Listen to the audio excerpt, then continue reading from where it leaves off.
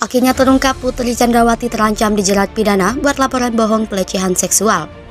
Sebagaimana dimaksud dalam pasal 289 KUHP dan atau pasal 335 KUHP dan atau pasal 4 Junto pasal 6 Undang-Undang Republik Indonesia nomor 12 tahun 2022 tentang tindak pidana kekerasan seksual dengan pelapor Putri Chandrawati, korbannya juga sama. Terlapornya adalah Nofriansa Joshua. Berdasarkan hasil gelar perkara tadi sore, kedua perkara ini kita hentikan penyidikannya karena tidak ditemukan peristiwa pidana. Menurut saya narasi pelecehan seksual ini merugikan, bahkan merugikan kedua pihak. Bagi orang yang disebut sebagai pelaku, dia tidak punya lagi kesempatan untuk menyanggah, untuk membantah, untuk beradu argumentasi. Sementara tersangka FS pun tetap bersikukuh mengatakan bahwa mendiang melakukan pelecehan seksual. Entah itu di Duren 3, entah itu di Magelang, yang jelas tuduhan itu terus mengalir. Dan mendiang tidak punya kesempatan lagi untuk menguji atau menantang tuduhan ini. Sebagaimana kita ketahui sejak awal pun Ferdy Sambo tidak jujur.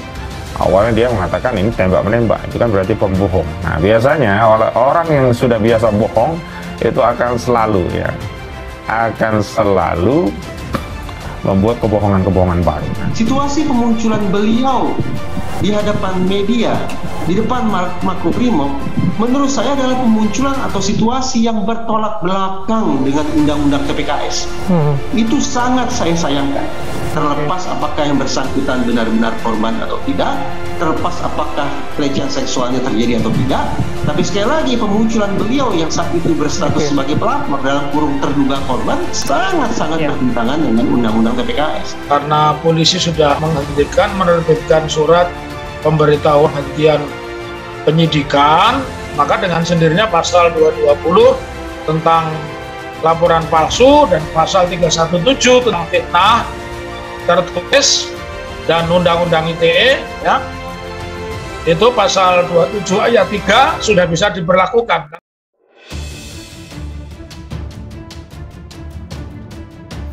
Putri Chandrawati diduga berbohong soal laporan pelecehan seksual yang dilakukan oleh Brigadir Yosua Huta Barat alias Brigadir J.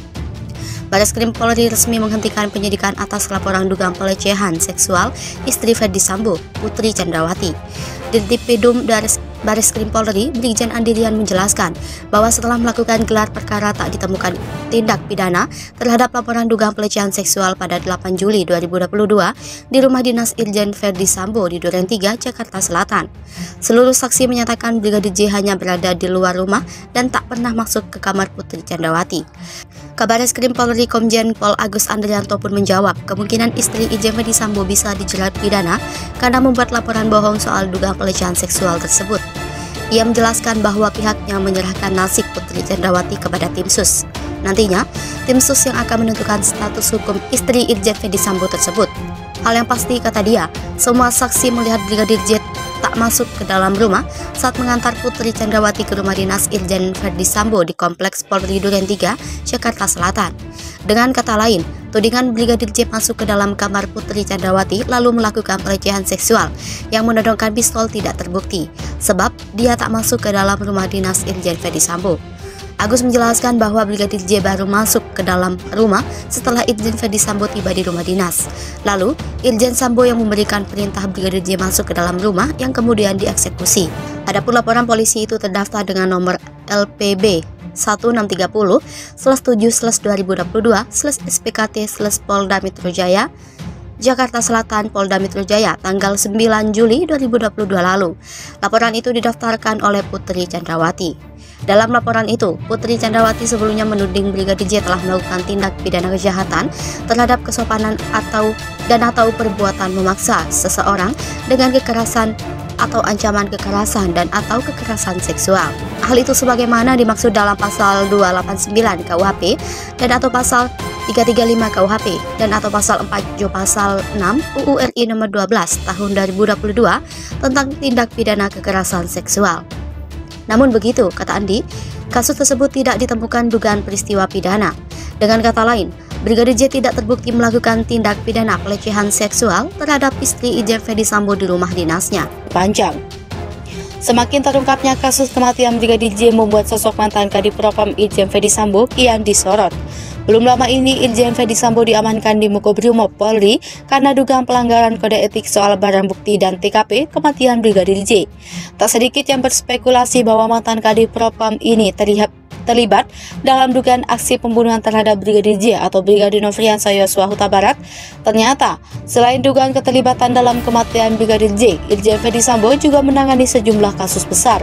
Kasus tersebut antara lain kasus kebakaran gedung Kejaksaan Agung 2020, kasus KM50 bentrok anggota polisi dan Laskar FPI 2020, dan kasus bom Sarina Tamrin 2016. Akhirnya Irjen Ferdy Sambo muncul ke publik setelah Baradae ditetapkan sebagai tersangka. Baru terungkap fakta mengejutkan tewasnya Brigadir J. Brigadir J ternyata dibunuh. Selain tidak ada tembak menembak antara Brigadir J dan Baradae, fakta mengejutkan ternyata Brigadir J disiksa sebelum dibunuh. Baradae yang kini buka suara akhirnya membongkar kebohongan Irjen Ferdy Sambo. Ya, kuasa hukum Eliezer Muhammad Burhanuddin mengungkapkan Baradae telah memberikan kesaksian berbeda dari informasi-informasi yang selama ini beredar. Selain menegaskan tidak adanya baku tembak, Baradae juga menyebut nama-nama pelaku pembunuhan Yosua.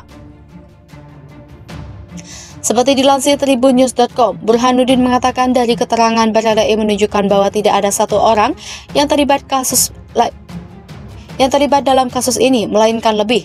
Dengan demikian, Baradae bukanlah pelaku tunggal dalam kasus ini.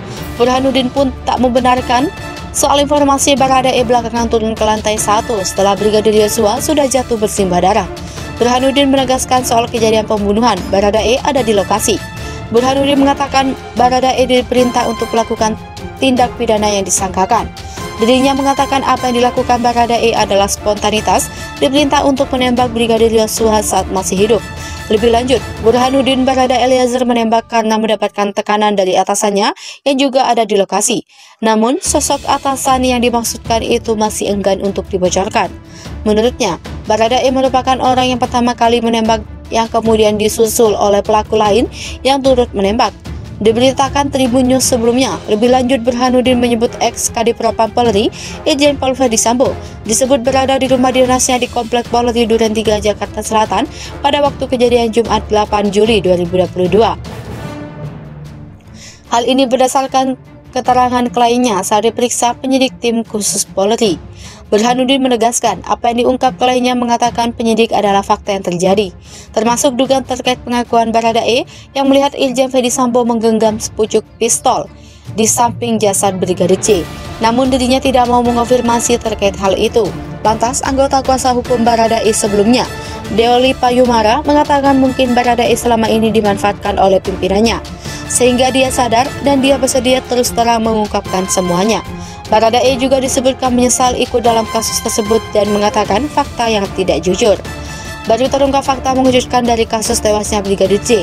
Brigadir J yang tewas dengan sejumlah luka misterius di tubuhnya, yakni kasusnya memasuki babak baru. Ada fakta baru yang baru terungkap. Fakta yang sempat disembunyikan Baradae itu kini akhirnya terungkap. Diketahui sebelumnya Baradae disebut melakukan tembak-menembak dengan Brigadir J. Namun karena banyak luka janggal, kasus ini pun menjadi sorotan. Sebelumnya diketahui sejumlah luka di tubuh Brigadir J banyak kejanggalan. Terkait hal tersebut kini mulai terungkap soal luka yang ada di tubuh Brigadir J. Baradae memberi pengakuan terkait tewasnya Brigadir J. Teka-teki sejumlah luka yang ada pada tubuh mendiang Brigadir J perlahan mulai terkuak. Sekedar informasi, beberapa waktu yang lalu, kuasa hukum Brigadir J Komarudin Simanjuntak menyoroti luka di jari sebelah kanan kliennya. Kala itu Komarudin meyakini luka-luka dari Brigadir J bukan karena peluru. Nyanyian Baradae terungkap kekejian atasan. Muhammad Burhanuddin, kuasa hukum Baradae atau Barada Eliezer, menjelaskan penyebab luka jari-jari Brigadir J. Mulanya Burhanuddin menegaskan tidak ada baku tembak antara kliennya dengan Brigadir J di rumah dinas Irjen Ferdy Sambo Kompleks Polri Duren 3 Jakarta Selatan. Proyektil peluru di lokasi kejadian, kata Burhanuddin, hanya alibi dari atasan Baradae untuk mengarang cerita. Baradae mengaku pistol Brigadir J HS-9 buatan Kroasia diambil oleh atasannya.